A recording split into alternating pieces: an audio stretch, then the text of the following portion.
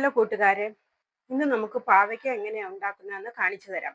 പാവയ്ക്ക ഇത് കണ്ടോ, വളരെ കനം കുറച്ച് ഞാൻ വട്ടത്തിലാണ് മുറിച്ചു വെച്ചിരിക്കുന്നത്. ഇത് നമ്മുടെ നാടൻ പാവയ്ക്കയല്ല, അതിലും ചെറിയ പാവയ്ക്കയാണ്. ഏത് പാവയ്ക്കാണെങ്കിലും കുഴപ്പമില്ല. മുഴുത്ത മൂത്ത കുരു ഉണ്ടെങ്കിൽ എടുത്തു കളഞ്ഞാൽ മതി.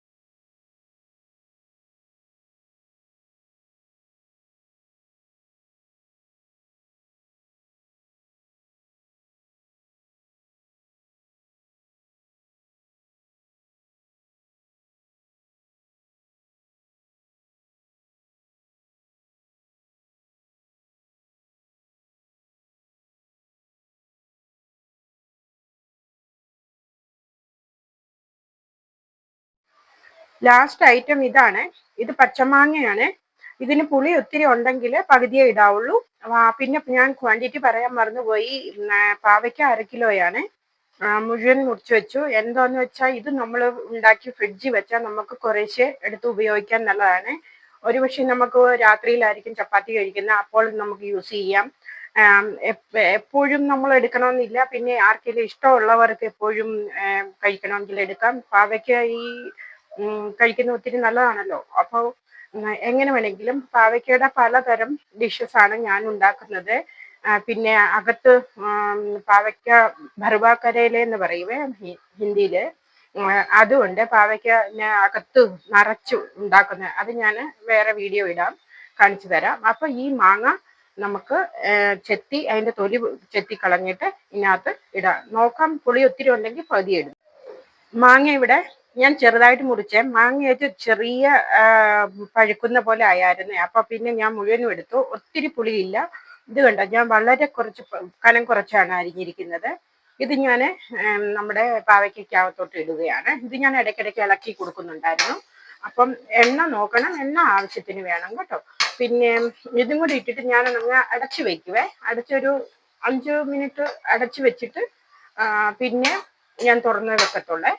അപ്പൊ ഞാനിത് ഇതും കൂടെ ഇടുകയാണ്. മാങ്ങയും കൂടെ ഇട്ട് അടച്ചു വെക്കുകയാണ്. ഇത് നമുക്ക് ഒന്ന് ഇളക്കി കൊടുക്കാം.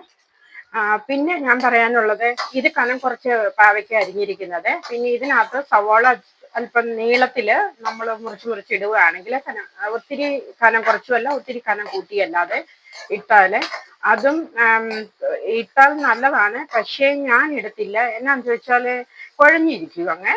അപ്പൊ അതുകൊണ്ട് ഞാൻ സവാള അങ്ങനെ ഇടാറില്ല. ഞാൻ ഇങ്ങനെയാണ് ഉണ്ടാക്കുന്നത്. പെരിഞ്ചീരകം ഇടുമ്പത്തേന് നല്ല ടേസ്റ്റാണ് കേട്ടോ പാവയ്ക്കകത്ത്. അപ്പം ഈ പാവയ്ക്ക ഇങ്ങനെ എല്ലാവരും ഇച്ചിരി കനം കൂട്ടി വേണമെങ്കിൽ അരിയാം. അപ്പൊ അതിനകത്ത് നമുക്ക് സവാള അരിഞ്ഞിടാം. പിന്നെ സവാള ആദ്യം ഇടരുത്. ആദ്യം ഈ പാവയ്ക്ക ഇട്ട് വഴറ്റണം.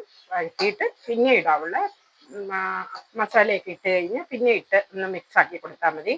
കാരണം സവാള ഒത്തിരി വേഗരുത്, അങ്ങനെ കിടക്കണം. അപ്പം ഇങ്ങനെ എൻ്റെത് ഞാൻ അടച്ചു വെച്ചിരുന്നത് ഞാനിത് തുറന്ന് ഇനിയിപ്പം ഞാനിത് തുറന്ന് വെച്ചാണ് ചെയ്യുന്നത്. കാരണം നമ്മുടെ പാവയ്ക്ക കുറച്ച് വെന്തു, അല്ലെങ്കിൽ പാവയ്ക്ക വേഗം ഭയങ്കര ബുദ്ധിമുട്ടാണ് കേട്ടോ.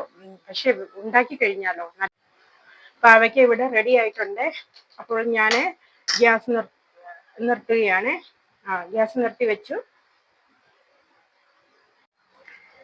ഇവിടെ നമ്മുടെ പാവയ്ക്ക റെഡി ആയിട്ടുണ്ട്. ഇതാണ് നമ്മുടെ പാവയ്ക്ക.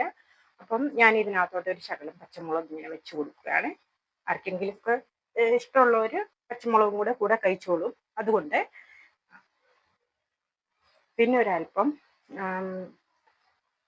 ഒരല്പം മല്ലിയില കൂടി ഞാനിങ്ങനെ വെച്ച് കൊടുത്തു കേട്ടോ. എല്ലാവർക്കും ഇഷ്ടപ്പെട്ടെങ്കിൽ ലൈക്ക്, ഷെയർ, സബ്സ്ക്രൈബ് ചെയ്യണം. പിന്നെ കമൻറ്റ് ചെയ്യാൻ മറക്കരുത്.